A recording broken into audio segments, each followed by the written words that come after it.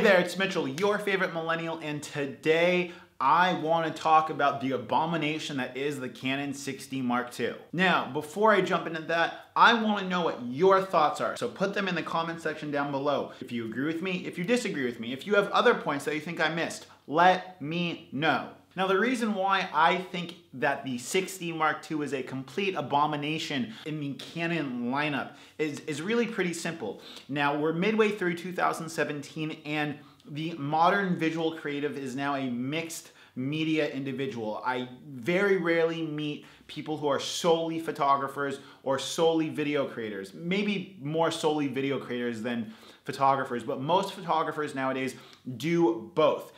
Video has gotten more accessible. It's become easier to become a video creator. There's tons of tutorials online. And because video is becoming so accessible to create and view, it's now becoming more profitable. So if you follow the money, people who have experience with photography are now doing video and photo, such as myself. Now, because of that, we need tools that reflect what we're currently doing. And that is why Sony has grabbed such a market share so quickly, because their cameras are excellent video cameras, and there are some benefits to them to mirrorless systems that I'm not going to argue.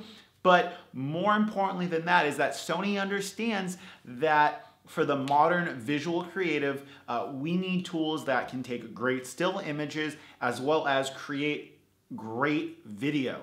And that's why their cameras are selling like hotcakes. Now, I think what people are so disappointed about with this 6D Mark II is a combination of the spec of the 6D Mark II and what we saw from Canon in the 5D Mark IV.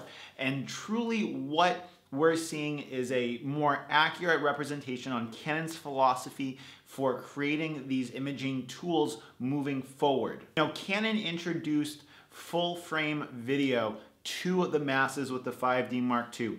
Then they introduced fantastic video autofocus when they released cameras with their dual pixel AF technology, which allowed for smooth focus transition in video. As creators, we were all expecting for Canon to continue this evolution and this revolutionization of the video and stills market, and unfortunately what we're seeing is Canon is not willing to do that. What Canon has done instead is decided to create their C300 cinema line, or the C100, or now their newly announced C200, and pack all of that great technology into their cinema line of cameras and basically stifle the video DSLR market by hamstringing them with only being able to shoot in 1080p or heavily cropped 4K or codecs that make absolutely no sense, like the 5D Mark IV.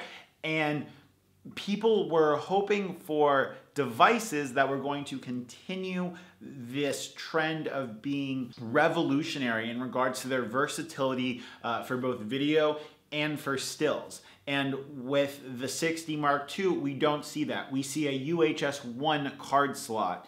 We see only one SD card slot. We see a maximum 1080p at 60 frames a second. Because of that, there is absolutely no reason that people who do both are looking to get the 6D Mark II. Now, like we said before, most modern visual creative professionals are shooting both video and photo. So as the market moves towards that, these big companies like Canon and Nikon are left trying to change their direction. Why I think the 6D Mark II could be a great opportunity for Nikon is because Nikon does not have a cinema line of cameras that's currently on the market, and I don't see them doing that. Because Nikon isn't worried about cannibalizing their video camera sales, there should be nothing holding them back from creating their next DSLR with 4K full frame video, with a better than what they have right now autofocus system,